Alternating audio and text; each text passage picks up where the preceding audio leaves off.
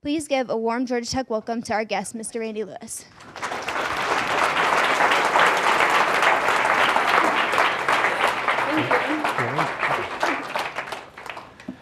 Afternoon. This is like every other auditorium in America. No clock. Now you would like to have a clock, wouldn't you? So thank you so much for coming today. I'm going to share a story with you. Let me ask you, how many of you have children? Good. So let me show you my family. The only reason I come here is I get to show you a picture of my family, and my picture is great in this picture. That's my family. That's my wife in the middle. My son now is 26. That's Austin. My youngest daughter, who lives here in Atlanta for last 3 years. And my eldest daughter, Sarah, who's just turned 30. She's got married in October. Yes. Okay. Both of them are off the dole. Yes. Wouldn't it be fair to say that every child is a lesson? Sometimes by what they say, sometimes by what they do, sometimes just who they are. That's true for all my children. My son there on the right, Austin, who's now 27, 28. You know, you lose track after about age 2. My son there has autism. He was diagnosed at about age 3. I thought that he wasn't speaking, and he had odd behaviors. He didn't like women as much as he did men. He would always run out of the house when he could. I thought that would be practice for being a teenager. He put himself to bed, which is we didn't have that experience with our daughter. He would go up when he'd get tired of us. He'd just go put himself in bed, even when he was 2 years old. Didn't speak at age 3, so we had him diagnosed, and he was diagnosed with autism, which caught us completely by surprise, because we thought boys are delayed, they grow out of it. He didn't speak at age 3, 4, 5, 6, 7, 8, 9, 10. And he's been making up for it ever since. He is an expert. He spends a lot of time on the computer, which is not surprising for kids like Austin. He learns everything. He knows everything about the Beverly Hills Police Department. If you'd like to know the chief of police there, he knows that. When we went out to Los Angeles, when we went to Beverly Hills, we went in there and said, my son really loves the Beverly Hills Police Department. You mind giving us a tour? And they did, and they were very gracious, except as they're walking down the hall, Austin starts talking about the police chief and all the different officers, and they say, you know, does he know somebody here? And I said, yeah, he knows a lot more than you think he knows. They even showed us where they held Lindsay Lohan. They gave us behind the scenes tour. He loves The Simpsons. He loves American Airlines. If I'm asking, if I have a flight on American Airlines and I ask what the typical equipment they use, whether it be a 737, 800, or 900, he will tell me. He loves, surprisingly, he's gotten interested in the U.S. labor movement. So if any of you really would like to know some history about that, I will give you his number, because he would like to talk to you about those things. Over and over and over. Matter of fact, Austin, we never talked about autism until now he refers to his autism, but as he was younger, he knew he was a little different, but we had to kind of figure out a way to help him understand it. And because he would like to watch, his room is right next door to ours, and so we would hear him late at night rewinding VHS first, now it's DVD, so it's faster, Simpson episodes, clips, and laughing over and over and over. And then when he would say something to us or keep talking about the same topic, we'd have to explain to him, Austin, we are one-timers. You're an over and over. One-timers don't like to listen to the same thing over and over. So that became our code. When we understand people, it says, is that person over and over, or are they a one-time? As a matter of fact, I had asked Austin one time, Austin, which do you prefer to be around, over and overs or one-timers? And he says, I like one-timers. You know, over and overs really keep talking about stuff I don't want to hear about. No surprise there. He drives. He drives. He was the first person with autism to go through the school system, regular school system, go through driver's ed. Passed the test the first time. Matter of fact, he's my driver when he's working now, believe it or not. This is the nice end of this story. He works full time now. He drives me to the airport on days he's off. And I pay him $20. It's usually $60 if I use a cab. But I justify it because he's using my equipment. And he'll get up at the earliest hours or wherever he's home and take me to the airport. And every experience is the same. I say, Austin, it's time to get up, take me to the airport. Boom, he's dressed, he's ready to go, sitting on the stairs, ready to go. He'll even take my bags out, so he even gives better service than they. I don't tell him that that's extra service, but he'll do that and he'll bring the bags in, and every experience is the same. We'll get up early in the morning, we'll drive in the traffic, and Chicago traffic can be bad in the morning. We'll get there, and every time it's the same. When I get to the airport, he pulls me up, and I say, Austin, you did a great job. You got up, you got me here, you drove safely, even though you complained a little bit about the traffic, but that's normal. You got me here safely and on time. I appreciate it, and I love you.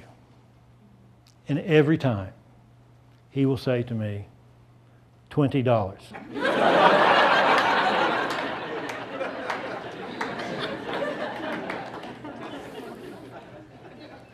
But despite his skills and sometimes his charm, he has lots of challenges. He probably reads at 4th, 5th grade level. He has difficulty in conversations, typical conversations. You know something immediately is different about him if you start to talk to him. I have never played a game with my son. Not a game of checkers, not a game of catch, not a single type of game. He has no interest in it. He has no peer friends, never been invited to a party. And if he is like a typical person with autism, odds are 95, maybe better now or a little better than that, he'll never be offered a job. That's what we were facing. And a job is something that we parents of children with disabilities start thinking about almost from the day of the bad news. And one thing I have found to be true, every parent of a child with a disability has the same hope. One day longer than their child, that's all we want to live. Maybe just 1 hour after. Because we know what's waiting for them, what will be waiting for them, and the outlook is not good. But a job could change all that. A job could be independence. A job could mean friendships. A job could be engaged. It gives them something to do, value, all those kind of things that we typically able people think of. A job would make a huge difference. And if having a driver's license, oh, by the way, for us, the equivalence for Austin getting a driver's license was like getting summa cum laude, for PhD from MIT. Or maybe even Georgia Tech. That's exactly what I was thinking. That's what I was thinking. Should I suck up to him or not?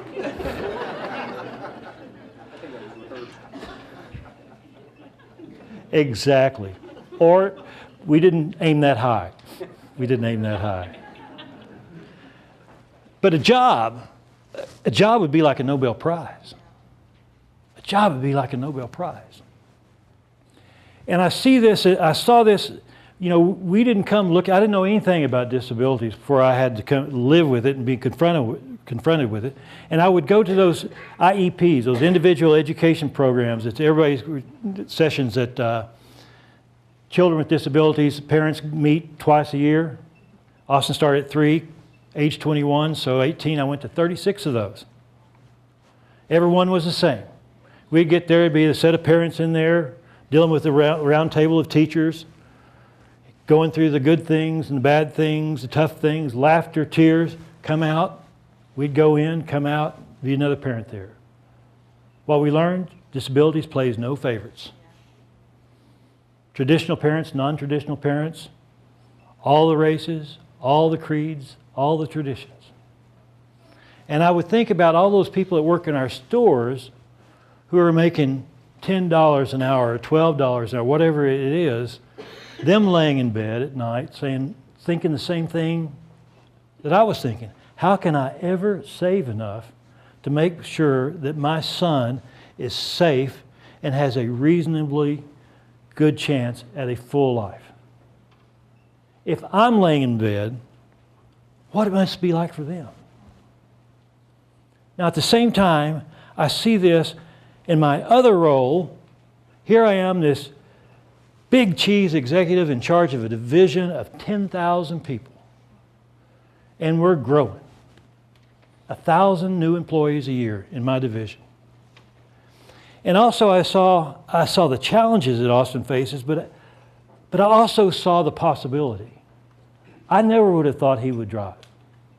There's so many things that he has been able to do I would have never guessed. And guess what? At age 21, he hasn't quit learning. He continues to surprise me.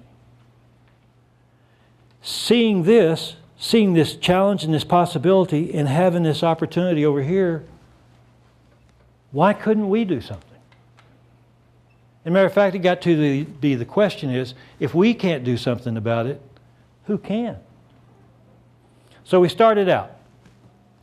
We started out contacting high schools. I started off about leadership. I started off with a typical way leadership starts out, with a really good speech to all my direct reports and said, we got to do something. Didn't have a plan, didn't have anything specific to do. Let's go out and talk to school systems. So some of the people did do something, one here and there, and it worked out okay, but they weren't very big numbers, and we were getting kids that I thought were not really that challenged. I've come to understand they may not be that challenged, but they're 2 inches underneath the surface of the water when it comes to getting a job, and you still drown in 2 inches as much as you do in 2 feet or 200 feet. But it didn't have a big impact. And so then we said, let's go out and get an agency that can bring people in, larger number of people with disabilities, and we will let them do the ancillary jobs like labeling merchandise or custodial or whatever, and it worked out great. Matter of fact, we could have gotten awards. People were calling us up saying, boy, you're a great employer. You're doing this. And you wanted to give us plaques and everything. And I remember going to our Dallas center. And we had an enclave there. It's called an enclave. And this woman comes up to me and she tells me, this is working out great. Matter of fact, we've given them T-shirts like team members. We've given them team member badges like team members, so they feel part of the team. And she showed me a picture of the group, and she was in it. If I had a picture, I could have brought it to you, because I still have that picture, because I always remember it. And she was in it, and I was not sure who she was. You know, was she a member of the group or not? And she must have seen the puzzlement on my face, because she said, oh, but I'm not one of them. I'm their sponsor. There you had it. Us, them. They weren't us and they weren't them. It wasn't us. And they weren't doing mission critical work. They weren't integrated doing side-by-side work. We had to do better. So then we thought, what we'll do is we'll go out. I asked the managers, saying, we have all these people in our enclaves. They've been in our building for a year working. Certainly some of those folks could do this work. Why don't we hire some out of that group as our employees? And we did. And one of those people was a fellow named Chuck in our Pennsylvania center. Chuck is on the spectrum, higher end of the spectrum, Asperger's. Chuck is weird. Weird. That's what it's kind of way. In that we know his favorite color is purple. We put him on a line with 2 women on a high-speed line. They supported him, worked with him. He did the job just fine, but he loved purple. And the reason we know, because every time a purple plastic tote would pass his area about 2-3 times a day, Chuck would stop, start dancing, and yell out. And we thought, is this appropriate behavior for the workplace? Can we accommodate this? There were meetings held. And I wasn't there, but I imagine it went something like this. Okay, we got this guy. How's he performing? Great. Any other problems with him? No, but this dancing thing. Somebody probably said, okay, which do we prefer among our employees? Complaining or dancing? Let's go with the dancing. Let's go with what Chuck taught us, that performance comes in lots of different packages, and it kind of opened up our eyes. So then came along the opportunity, we're going to build a new center somewhere between Atlanta and Anderson, South Carolina, on the other side of the border, South Carolina border. And we wanted it to be in Atlanta. Ground zero was downtown Atlanta. But we couldn't find 200 acres in downtown Atlanta that we could afford. So we had to kind of back off. Now, I remember going up some of the cities up the highway, and the town that Kim Bassinger owned for a while, or supposed to own. I really kind of had a preference for that, because maybe, Alec and Kim would have me over or something. We looked at that town. But when we got to Anderson, there were a lot of things we fell in love with the city. One was they had a local agency that took the challenge of hiring a lot of people with disabilities. Now, when we started, we wanted to aim high. We took the advice of a famous Chicago builder who said, make no small plans. Make no small plans, for they fail to stir men's blood. And we took that as a guideline. And we asked a disability expert saying, okay, we're not going to spend a bunch of money, so we're going to use the peers out there to be the supports and help train. How many typically abled people, does everybody know what typically abled is? Because there's no such thing as normal. Look around. There's no such thing as normal. Typically abled, how many typically abled people would we need for, say, a person with an intellectual disability like autism, even though we were going to hire all kinds of disabilities? And he said probably 2. So there we had our plan. There we had our study. 1 out of 3 people in this building would be a person with a disability. 200 in total. 200 to 600 people. And when I took it to the board of directors and explained this building, I laid out all the things we typically do, the return on invested capital and the productivity rates we hope to get and the advantages. And oh, by the way, a large number of people will be people with disabilities. They only had one question. Can you imagine what that is? What if it doesn't work? And I said, it'll be like any other thing we have in business. We do all kinds of initiatives that don't work. If it doesn't work, we'll adjust. And they said, okay.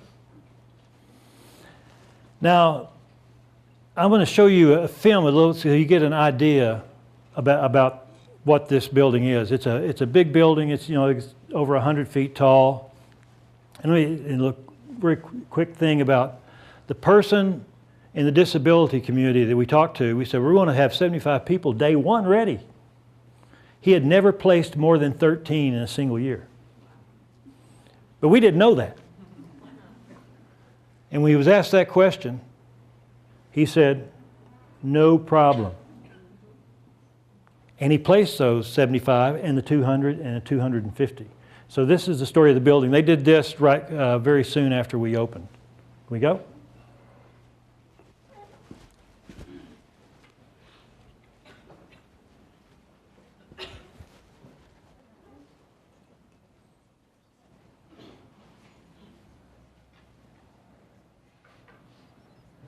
Proving disabled people will work just as hard as anyone else, if given the chance.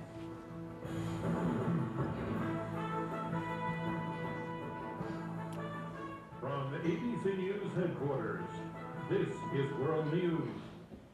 Finally tonight, an economic success story that is, more importantly, a human success story. A recent study found that the unemployment rate for Americans with disabilities is 44%. There are laws against discrimination, but many employers still question whether disabled people can really do the job. Betsy Stark found one company with some answers. At first glance, this Walgreens distribution center in Anderson, South Carolina seems ordinary enough. But look a little closer, I'll tell you what, I love this job. and it is anything but. I have been happy with it. I'm contented. And I've got people all around me that's the best friends I've ever had in the whole world. What's special about this place is that Julia Turner and more than 40% of her 700 co-workers are disabled. Julia has Down syndrome. Daryl Perry, who works right next to her, mentally retarded. What are these things, Daryl? It tells you all kinds of tips. Oh, so these are tips on how to do your job? Do my job. Eric Tadon has autism. Morning, Art. Morning, Red. Luann Bannister, one of their training supervisors, in a wheelchair. And Angela Mackey, who recruited most of them,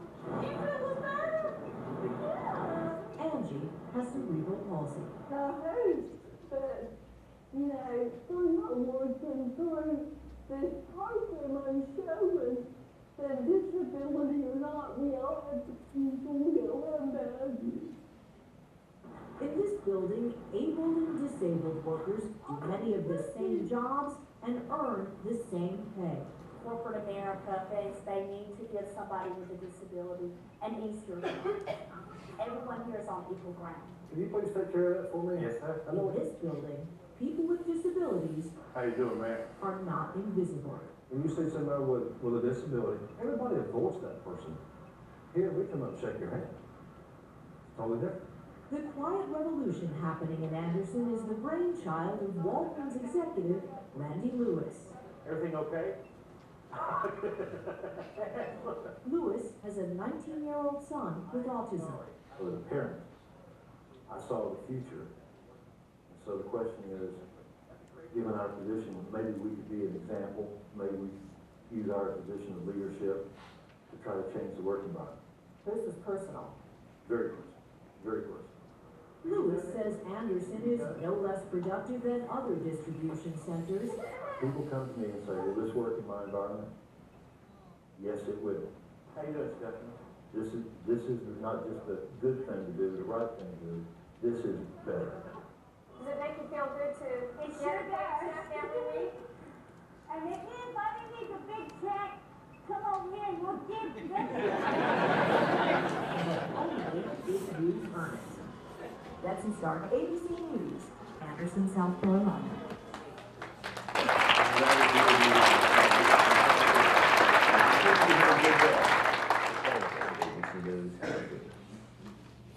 Only if you earn it. The building opened in 2007, so it's been open 9 years. Julia retired 4 years ago. She went home to take care of her aging parents. And her parents said, the daughter we sent you is not the woman we got back. And Daryl Perry, the guy who had a lot of these things, I go into him after that. I asked him one time, well, where are your little job aids? He said, you know, to help me with my tips. He said in that film. He says, I don't need them. Why do I have them if I don't need them? And there were hundreds of stories like this. Now, if you get to, are we on the slide yet? There we go. This is Anderson. These are where our distribution centers are across this. And when we made the announcement that we were going to hire 200 people with disabilities, you would have thought that we cured cancer. People all over the United States, when the word got out, there were articles about it in Wall Street Journal. We advertised specifically for leaders with disabilities. We wanted managers too. We weren't as successful as we thought because what we found out, most people who are already in positions tend not to move very much because they worry about if it doesn't work out. Wall Street Journal, on and on and on. And one of the people who saw the article or heard about it was this woman named Desiree Neff. She was in San Diego working as a temp at some finance operation. She uses a walker. Desiree has a rare muscle condition that sometimes she has to use a walker. And one day she goes to work and her boss says, "What's the deal with the walker?" Desiree says, "Well, sometimes I need it." And he says, "Great. Come back when you don't." Desiree packed up her family, moved across the country, not knowing anybody in South Carolina, moved to Anderson a year before we opened just to be in line for a chance for a job. She and her son both work there, and she's a manager there now. A person whom had we not been specifically looking for people with disabilities, we would have never hired Desiree. Because we would have looked at her for two ways. We probably looked at her employment record and seen that it probably had some spaces in there that we didn't like. Or we would have looked at the walker and thought, well, you know, it's a big building. In case there's a fire and you have to run, she's not going to be very fast. Maybe we just take the next person. That's what we probably would have done with Desiree.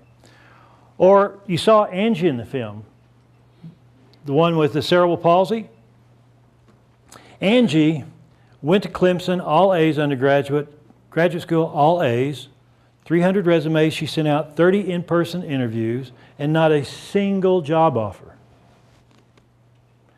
Angie is the head of our outreach, means work with all the agencies and helped us coordinate all this kind of stuff. And now, by the way, she is probably one of the best HR people we have in the 240,000 employees in the Walgreen company. And she's been promoted to the head of HR in Pendergrass right up the road, her own building. But we would have never probably hired Angie either, because we would have looked at Angie or tried to talk and said, you know, she has some difficulty speaking, and you really have to pay attention. It's really noisy out there, so some of our team members may have difficulty understanding Angie. Or Angie, we always have this thing about fire. Maybe she can't walk fast enough to get out of here in case of a fire. I mean, we always use that. Or maybe because Angie, the way she has to talk or the way she has to move around, maybe she would make people uncomfortable. Because it's easy to do that in that interview for fit. Are they the right fit? Or Harrison. Harrison, now this was great. When we made this announcement, the city rented some space because we were going to do a large number of people, 75 people day one, boom. So we gave the city, the agencies, the community, rented some space, and we gave them some equipment. And people came and trained, and they got volunteers in the community to train all these folks. Some people worked in there a year under training, learning what it is to have a job, about showing up on time, the work rules, those kinds of things, so they would be ready when we started. Harrison was one of those kids that came out of the school system. He has autism. I met him at the training center. And I remember the day. When I met him, he says, "Randy, I can process 10 cases a minute." That's on our receiving dock, where you have to make sure the count is right, it's the right supplier, nothing's damaged. You have to prepare it for being able to where it's going to be located. I said, "Harrison, that's great, but we don't measure in minutes, we measure in hours. How many cases can you process in an hour? If you can do 10 a minute, how many is that in an hour?" And I paused and had to think about that. What is 10 times 60? That was my hint. What's 10 times 60? Harrison says, "I don't know. I don't know." Now, I know that that's 600. Our expectation is 400. And here is a young man who performs that job at 150% of expectation. And every other job we've given him in the areas all across the DC, and Harrison is the person, when an area is behind and we got to get those trucks out, Harrison is the person they call for to come out and help catch up. We would have never hired Harrison because he can't multiply 10 times 60, and he would have never gotten through that arithmetic test. That's what we learned. And people ask, what kind of disabilities can we not hire? We haven't found one yet that we say automatically exclude. Because we've discovered this technology about hiring people with disabilities, and I'm going to share it with you today, and it's public domain, so you don't go out there and try to trademark it because we beat you. But you can have it. It's called ATP. Ask the person. Yeah, so what does that mean? For example, the process that we have for screening people and qualifications that we spent millions of dollars to do says that when we handle a case, you handle it with 2 hands so you can handle it safely. So if you applied with 1 arm or 1 hand, you're not qualified. What we do now is ask the person how they would do that job. We show them the job. How would you do this? Because guess what? That person probably has a lifetime of figuring out stuff like that. Or even in our stores, the deaf person, it's a clerk, how would a customer get their attention if they're deaf and they have their back to them? We would say the deaf person can't do this job. Now we ask the deaf person, how would you do the job? One of my favorites about deaf people is the belief is they cannot operate equipment safely, like forklifts. Everybody know what a forklift looks like, what it is? It's usually battery powered, it's quick, it's quick, it's big, and it's dangerous around pedestrians, sort of like a Prius without the smug factor. Okay? So how can a deaf person operate it safely? Because the procedure across every center that uses forklifts is around pedestrians, tap your horn. If you're coming to an intersection, tap your horn. So the procedure every day is to test your horn to make sure it works. So how could a deaf person test their horn? Ask the person. So we went down to the floor, asked some deaf people, how would you test your horn? First person. What I would do is where the cowling is I would put my hand there and tap the horn and I could feel it. It works. I like the second person's answer. What I would do is pull up behind a group of people who are just talking.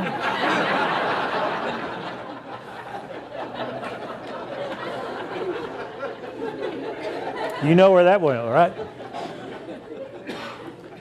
But those are the kinds of things that we learned, and the impact that it had on us was incredible. Now, here was the interesting thing, how this story worked out. It wasn't 200, it became 250, 40% of the workforce. And the building became the most productive in the history of the company. It's the safest, it's got the highest quality, and the lowest cost. And we started there, and we realized it was not about all this technology we had added, it was about the will to do so. And we brought in all the other center managers, and we let them see it, and they decided they wanted it too. So they set a goal. Let's hire 1,000 people with disabilities. Let's have 1,000 people with disabilities working in our centers within 4 years. 10% of the entire workforce. Something that's not, I don't know it exists anywhere of this scale. And guess what? The recession kind of slowed it down by 6 months. But they made that goal. And then when we called them together, say, well, what's the next goal? We've achieved that. And they said, let's go to 20%. Let's make that the long-term goal. And one of the things we also decided to do on the very front end, saying, if this works, we're going to open it up to the world. Let's invite even our competitors in and give it away. Everything we've learned, we give it away. And we invited a lot of other companies, and they came and they launched their own. This is just some of the companies. Lowe's, I remember when I invited the Lowe's person to come. If you go to a Lowe's store, have you ever been to a Lowe's store? It's a little different than a Walgreen store, isn't it? You know, we're going to start carrying lumber. Not. So we knew their centers weren't like ours, but I told the guy named Steve Szilagyi, who's head of their supply chain, go look at it, call me and tell me what you think, but you're going to see stuff in there that will not be applicable to you. But I think what you'll see about culture will be. I expected him to call me about, how we do things. We go visit each other's center, and if we get around to calling the other person saying, okay, it was okay. I complied with my CEO's desire that I go out and do this. Okay. He called me. Not later. He called me as he was leaving the building. And he says, I saw it. I got it. I want it. And they launched their initiative, and they have about 600 people in their centers. P&G just recently, they probably don't announce publicly because they're afraid they're going to get killed by the public if they don't execute, but internally, they have a desire to do this in all their plants across the Americas. UPS is hiring about 1,000 in their Louisville center, is what they're trying to aim for. Marks and Spencer over in the UK is doing the same thing. Natura on the right side in Brazil, a manufacturer of cosmetics and vitamins. Toys R Us, Hershey, ICA, largest grocer in Sweden, and we hope there are more. And again, this became the most efficient center in our history, 110 years of history at the time. Now, why are we excited about it? The impact it's had on management. When people come see this, we call it the Yes, Virginia, There Is a Santa Claus Tour. Because when you come, you're not going to see people with disabilities. That's the first reaction. Anybody that comes said, okay, now where are the people with disabilities? Because they don't see anybody. They see people working. And then what we typically do is come in and bring your questions, the questions that you're afraid to ask in public. And we'll sit you down with management, and what goes on in this conference room stays in this conference room. So ask the questions that you might be afraid to ask. How do you fire a person with a disability? Does this really work? What's a bad day like here? Those kind of questions. So the answers to those, what people will say, it's made them better, and it's made the whole place better. And the things they've learned to do for people with disabilities, they do for people without disabilities. And guess what? It's better for all people. Any change we made to equipment or process or policy works for all people better. And we've told managers we're going to manage not so much by rules, we're going to manage by principles, and we're going to make some mistakes. And when we ask people, and I ask you, would you rather work in a place that has ironclad rules, cross the line, you're out? Or would you rather work on a place with principles? And we're going to try to live up to our principles. Because I found people like rules when they fall in their favor, and they don't like rules when they don't fall in their favor. I haven't found a group yet that prefers rules. And that kind of freed us up to go the extra mile. If it gets in the way of an effective and inclusive workforce, we're willing to bend it. That's what we're for. So I'm going to show a film. What happened is this filmmaker from Hollywood came out and filmed about it, but he ended up creating a movie, and this is his pre-production version. So it's got some errors in it, and the quality is not what he wanted it to be. And I've got the final one, but it didn't play. So we're going to play the rough cut. So this is the rough cut, director's cut. And it's a little short story about this, okay?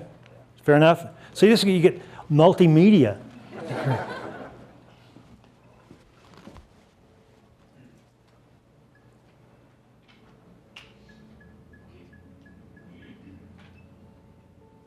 One element that I've never allowed into my management style or into any facility that I've ever been into, and that's managing with love, managing with care, managing with a heart. That's the big change here.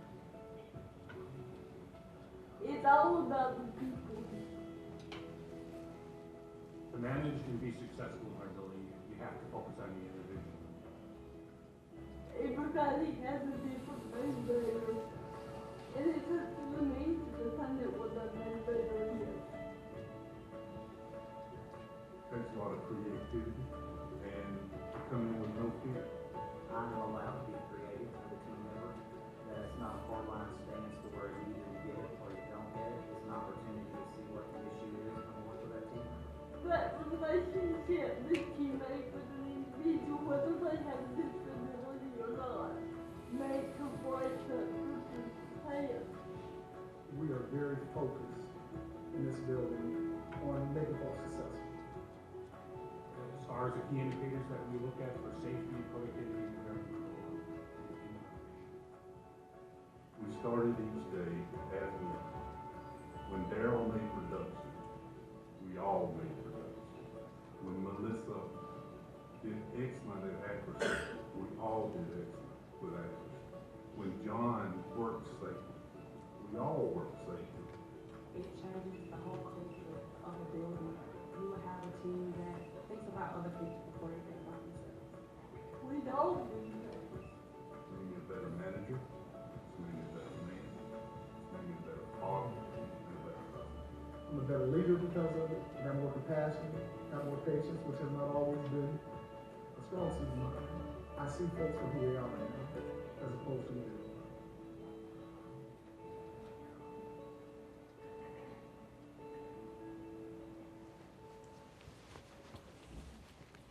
So we got,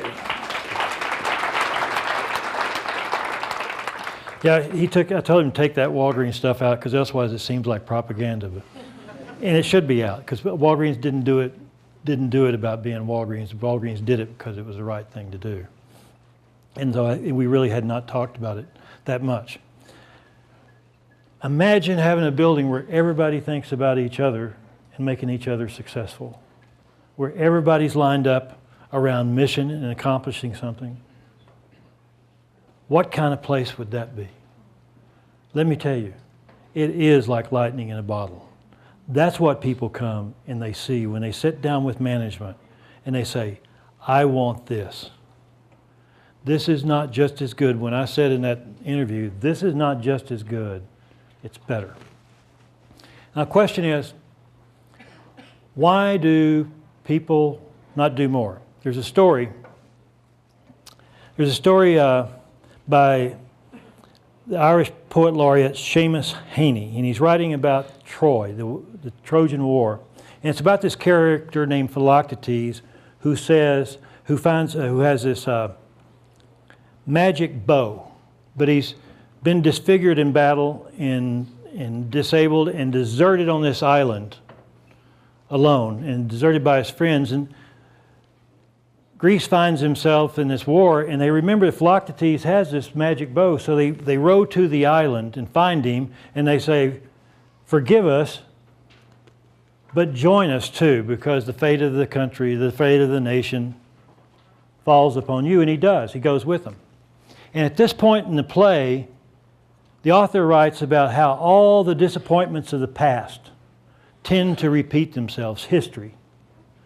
Over and over, we see the same disappointments, the same thing, the status quo. But then occasionally, an act of hope can change everything. And this is the part in the play he writes. History tells us not to hope on this side of the grave. But then once in a lifetime, a longed-for tidal wave of justice can rise up. And hope and history rhyme. So hope for a great sea change and believe that a further shore is reachable from here. Believe in miracles. Believe in cures. Believe in healing wells. And like Philoctetes in that story, we found people with disabilities await us. They await us to discover their gifts. They await us to harness their abilities. They await us to value their contribution. And that's why we started off. Now, why don't people do more? One reason is most of us, I think, go through daily life fending off the rocks, right? We don't look up. We're not aware of it. But even when people become aware, only 1 out of 10 companies that come do something. What's the difference? We show them the numbers. We talk about the risks. They talk to everybody. Fear. Fear. Have y'all ever heard, was it Marianne Williamson who wrote, What is Our Deepest Fear? I became aware of it, not because I read Marianne Williamson, but I watched Coach Carter. Because I go to Samuel Jackson movies. I don't ride on a plane anymore. Because Because the point is, what is our deepest fear? Our deepest fear is not that we are inadequate. Our deepest fear is that we're powerful beyond measure. It is our light that frightens us, not our darkness. Fear makes us small. It makes us shrink away. The world tells us, I'm just one person. What difference can I make? I know that. I see it in the boardroom. I see it in executive sessions. I see it on the shop floor. It has kept me quiet when I should have spoken. It's kept me still when I should have acted. I know fear. So what are we to do? Now for me, my fear was to get at the end of my career knowing I could have done something. And looking back and thinking I was afraid to do it. And when most executives I talk to, and at the end of their career, what are they proud of? They're proud of their accomplishments. They're proud of people. They're proud of people that they've helped. They talk about the people that have helped them. That's why the retirement dinners. I've never been to a retirement dinner and everybody kind of lays out their 401k. And when I talk to them privately, what are the regrets? The regrets are typically around, I wish I'd have had more courage to do this. I wish I had taken this risk. It's all about fear. Well, let me tell you about somebody. I was in California going to our center in Sacramento, and I was in San Francisco. I had to get a car. I had to pick it up at the St. Francis Hotel. And being a good planner, I knew I had to go to the washroom beforehand because it was a 2-hour drive and I didn't want to stop. And there's this long hall, probably twice as long as this aisle here. And at the end of the hall is the men's room on the left, and there's a shoe shine stand there. And the guy was there. And this is what he looks like. His name is Alan Feaster. So I go into the washroom, come out. He looks at my shoes. I think he does this to everybody, by the way.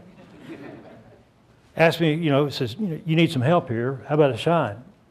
So I get up on the shoe shine stand, and Alan and I are about the same age. And he's the most charming guy you've probably ever met. And I asked him how long he had been doing this. And he said, a long time. And I said, it's making conversations. You ever think about retiring? And he says, yeah, I am. And I said, what are you thinking about doing? And he says, I'm thinking about changing the California penal system. Now, that wasn't even on the list of things I thought. And he proceeds to pull out this notebook of clippings. And he starts telling me a story. He has, I forget, about 3 or 4 children. He said, my son, Darrell, when he was 14, got in trouble with the law, and he got sentenced for a period of time to the California Youth Authority, which is young offenders to age 21, 14 to 21. And when Darrell went in there, he didn't go in there without hope, but within 3 months, a period of months, I don't know for sure, he was found hanged in his cell. My son did not go in that hopeless. There's something wrong with incarcerating 14-year-old boys with 21-year-old men. And I want to do something about it. And as he started opening this, and I started looking through this picture of Alan in front of the California legislature testifying, a picture of him with the governor, a picture of him at all these rallies, all these, this thick. And I went home and I Googled him. 697 references. And when I Googled him last year, it was about 12,000 references. A person whose office is a shoe shine stand is making a difference, and I say I can't make a difference. Somebody with less stated power than everybody in this room. What about fear? Why can't we do it?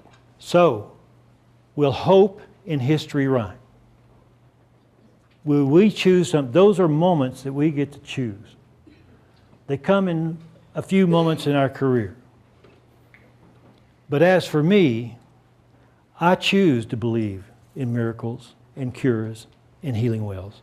I believe each of us can have a huge impact on this world, whether it be disabilities or whatever thing that we cause that makes a difference in this world, because that's the only thing that ever will. I choose to believe in miracles and cures and healing wells.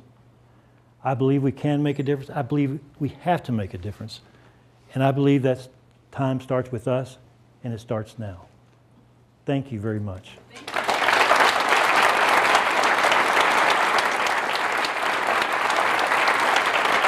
Thank you.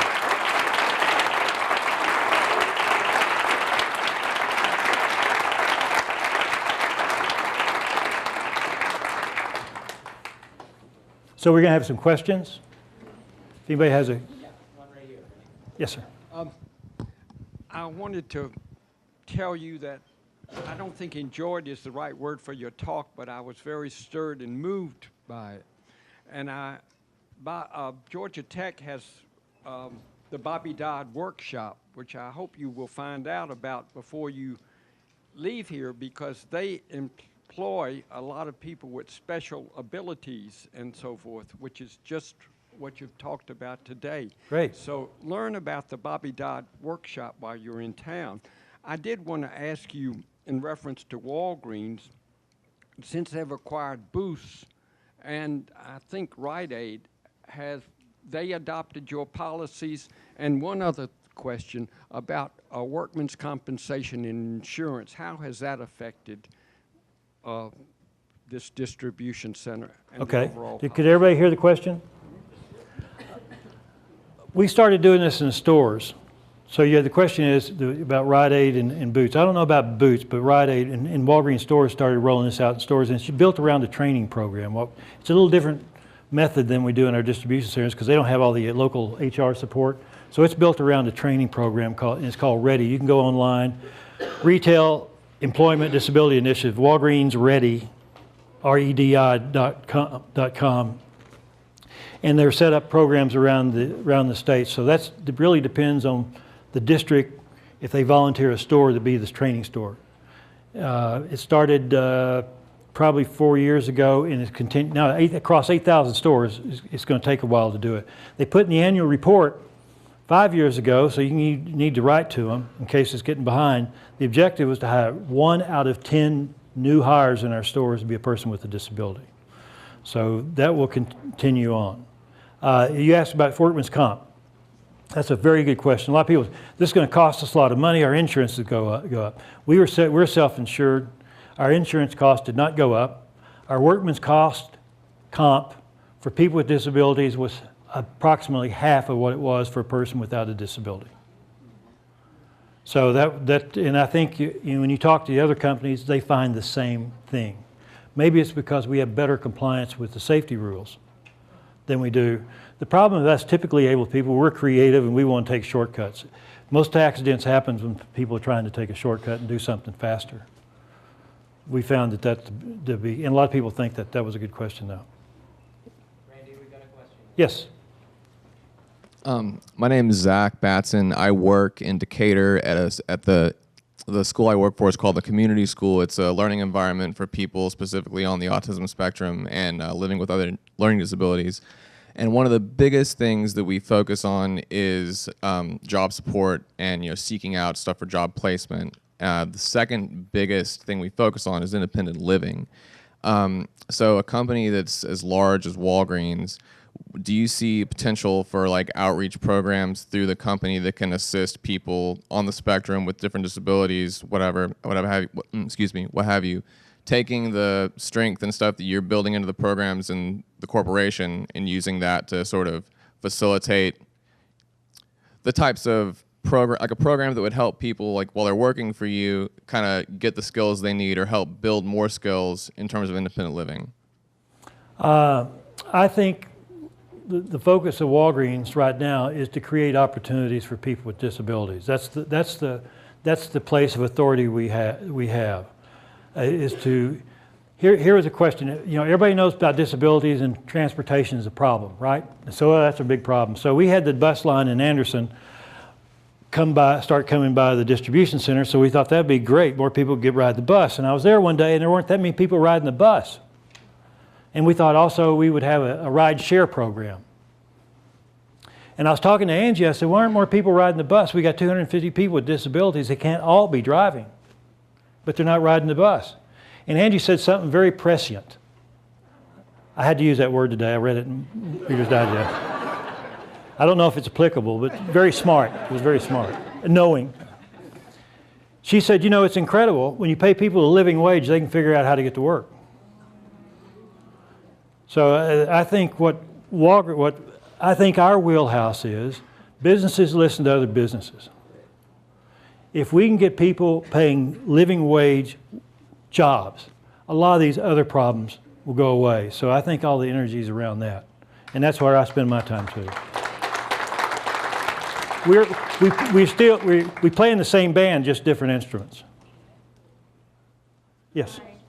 Hi. Hello. There you go. Hi. My name's Yvette, and I was fortunate enough to be named the first woman of color and Georgian to ever wear the Miss Wheelchair USA crown. And thank you. And only 4 years ago, I became disabled, and I've just recently had an opportunity to work with the Georgia Council on Developmental Disability, which is the first thing I've ever done since I became disabled. So I get the not having a job thing, and I thank you for what you're doing. My questions are, were there any questions of liability in the workplace when you put this program together? Do you have any sensory stations in the distribution unit for people with disabilities? And does the integrated work staff, those with traditional work experience, get training prior to working with people with disabilities? Okay, that was a long question. What was the first part again? I only have a short suspension. Was there any liability questions when you introduced this to your board and started training other companies? Were they concerned with one of those secret room questions about liability? Is it workman's comp isn't a good example, but just liability in general, like myself being in a wheelchair falling or... Okay. Like that one, and sensory and... Sensory stations. And okay, I got that one. And then training for the non-traditional I'm gonna remember this. This is a test for me. Okay. People asked the question, and we said we couldn't find any data that said it was a problem. So here's what we're going to do, is we're going to give it a try. If it becomes a problem, we're going to back off. That was as easy as that, and it didn't become a problem. Sensory rooms. We discussed those when we started. I remember even one workstation, we have a thing you could pull down the shade, so because we thought some people might be distracted by all the things around them. We haven't had anybody require that yet. Privacy in the washrooms where we could, we kind of lowered the deal so they could do that. We haven't had much of a problem. On the sensory, do we have a special room? Now we got a lot of offices that are empty and somebody needs to chill out, we do that. So most of our accommodations, which I have to say, from a business, when you use those terms with business, that means trouble. Right. Means lawsuit. Right. You know, the adjustments we had to make, the average cost of our adjustment was less than $25. Most of them were paper and pencil. For instance, the person who had OCD, who focused on how he was going to cut the box instead of how quickly he could how many he could cut open. His manager came up with the idea, what I'm going to do is I'm going to put a little card that's got the little boxes for every case he's supposed to do in 30 minutes, and he's going to click those off. So he's transferred his compulsion to that versus something else. My son, this is what's great about doing something good. Meijer, I never had a dream that my son would ever have a job like this because we didn't live near any distribution centers. I always thought, well, I guess we could move across the country to Anderson or where we have one. But Meijer is one of those companies, and they called me up. Their president called me up and said, we'd like Austin to be one of our first employees. So he drives an hour each way up there, works full time, makes $13.50 an hour, and has had some struggles, which is good. And I told him, I said, he needs to perform, but Austin likes to get his work done. And they have a system where they just give you a job and then they tell you how you did after you did it, which is not really good. Austin likes to get through stuff. So finally they figured out what we're going to do is give him so much work. They figured out how much work should be before his break. And they say, get this thing done, then you can go to break. And then we're going to give you another pile, then you can go to lunch. Then you can do your last break, then you can go home. He went from 60% efficient to 110 just by being clever like that. Most of our and managers figure them out. I'll tell you one. Can I tell you one story? But because when I go to the DC distribution center, I love to hear the managers talk, and they you know what they talk about when I get around? They say, look, it's all about numbers and production. We know that. But the best part of my job is making somebody successful. We hired this woman named Iris. She has CP. She has 3 teenage kids, or 2 teenage boys, two or 3, had never worked before, had to be on public support her entire life. We hired her on a line and running a machine, a picking machine. It has lots of buttons, and one of the buttons has a collar on it. You know, collar goes around and the button's even, so you can. And it's usually for a start button, so you don't start a button. You know, you don't start a machine by accident. But Iris had a problem with her hand. She didn't have the dexterity, so she couldn't make what we call make rate, do the number of the expectation. So we called a disability expert in. He looked at the job. He looked at Iris, looked at things. He said, "I don't think you can accommodate her. You're going to have to let her go." Her supervisor said, "I don't think so. We got to do something better." So he got with the maintenance guy, and they looked at it, and they went to Lowe's, because they're doing this. We're very loyal to them now. Lowe's, I say that again, and got a ratchet set, and got a big ratchet and fit it over the collar and cut off a broomstick and set it in there so it sticks above it, and she uses that. And then the maintenance guy said, "This is great, but we can do better than that." He made a little metal thing that has a little thing on top of it. And when Iris is using the machine, she takes it off and sets it on the shelf. And when she's using the machine, she puts it on. And she makes rate just fine. That manager will be telling that story the rest of his life. How about training? Training. Initially, we send out people to up at North Carolina at Chapel Hill for a week. Our managers, now we have 2 levels of managers. We have managers and we have supervisors, function leaders. We sent them up there so they would be exposed. And they got trained up there by people with autism, so they got exposed to autism. Not that every disability is different, but it did kind of open up their mind to it. We will probably, when we opened, we probably gave a day worth of training, and just about sensitivity. But here was the thing. When we also opened up, the manager had every meeting at the end of the day when we were actually working, and had everybody come in, and they could write their question down on a piece of paper, fold it up and put it in a hat anonymously. And they could ask that question about whatever they wanted to ask, and he would take one out and he would talk about it. And he would have an answer for some, and some he'd go, "I don't know. I don't know what we're going to do about this. We'll figure it out." And we have figured out, because all the questions we thought beforehand that would be problems, like the sensory room or the privacy, that really didn't happen. But lots of other things happened that we figured out. Here's one more story. Can I tell you one more? Yeah. About Jeffrey. Yeah.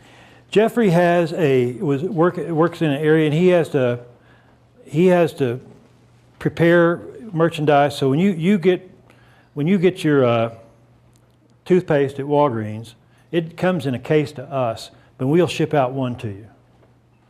We ship out Min and Musk. We only ship out Min and Musk to a store when we open it, because it stays there until we close that store 20 years later.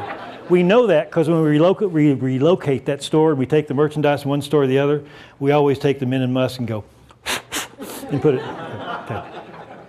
So we're taking cases of 144 of something and shipping one to the store. So part of the deal is to break that case up and prepare it so it can be fast when we pick it. Because when we pick it, it's going to be picked in a box and in the store.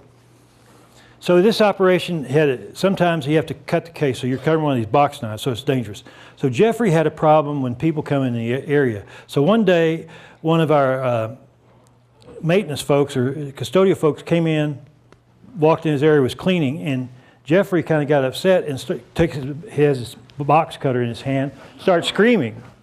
Now you can imagine that person with a broom, that was the fastest that's ever been swept out of there. So what are we going to do? So here's what his managers did. This is what we didn't have any experts. What are we going to do? So what they did is they went to Walgreens and bought those big letters like for a birthday party, and put Jeff's work area, hung it above so you could see it. Then they took tape and taped it around his area so you could see it on the floor. And then they got a 2x4 on a little platform and got one of those electronic bells and put it on here and put a sign that said, ring bell before entering. They trained Jeffrey, when you hear the bell,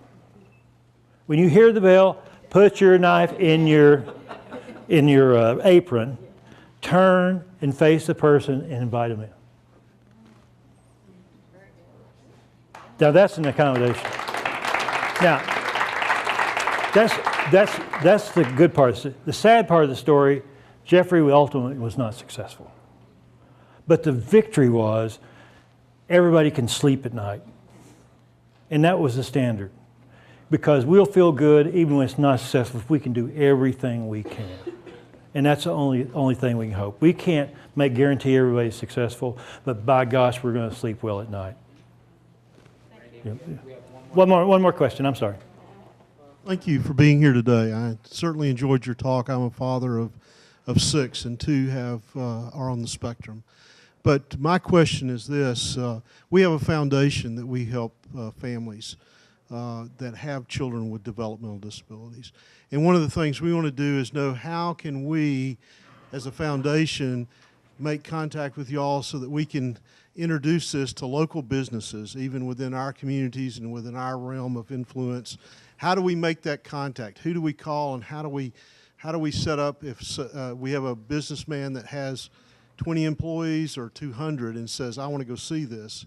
How do they do that? And how do you get people, once they come, even coming back in the training, I think the mention is getting a supervisor or manager, somebody to buy into this. Okay, I'll answer the question. I think I got it. How do you get in contact, say, with Anderson to be able to see that? Anderson opens itself up to business. So if you have a business group or a business to go, what we decided early, at first we opened it up, teachers wanted to come see it, parents wanted to come see it, businesses wanted, and we kind of had to limit that. Because, again, the wheelhouse is other businesses. Businesses will talk to businesses. So if you want to go see it, have a business that wants to come. And even better, have a group of businesses that want to come and see it. And the higher the executive, the better, because they've sort of had to limit this thing. I'd say yes, but I'm not there anymore, and I've discovered it was a rented tuxedo. I got to wear the tuxedo as I was there. So, but that's what they asked for. And then I'll just find the address of the person, and I'll leave it here so y'all can find out who the person is, and contact them. But that's the power of this thing, is let businesses ask the questions. By the way, you know how you fire a person with a disability? The same way you fire a person without a disability, because if it needs to be different, you're firing people without disabilities the wrong way. Randy, can you close before your final words, just to tell us a story, my favorite story in the book, the guy who can't come back from break on time? About accommodations. This is at Anderson. By the way, remember Rico in the story about managing with love, with fear? I mean, he's a great spokesman. We gave Rico, he's a hard-nosed guy, had never managed in a place like this. So his first job, we gave him to train 4 deaf people to be Lyft drivers. And he had never worked with a person with a disability. He said it was the best job he's ever had when he first got there. So we had this one guy who would never come back. He would get distracted on breaks. And he would never get back from break on time. That's really key to us, because if you're not there working, you've got to get back. But he loved Barack Obama. He loved, and he still does, love Obama. So we got one of those full-size things right there, and we put the thing words. I forget. Let's say his name was Ron, whatever. Ron, get back from break on time. And it worked. And it worked. So, hey, when you're being creative, those are the kind of things that we've learned. Those are the most fun part. Doing good is a lot more fun than just trying to make a bunch, stuff out. Everybody it's their victory. It's theirs. That's just like it'll be yours. Thank you, thank you, thank you.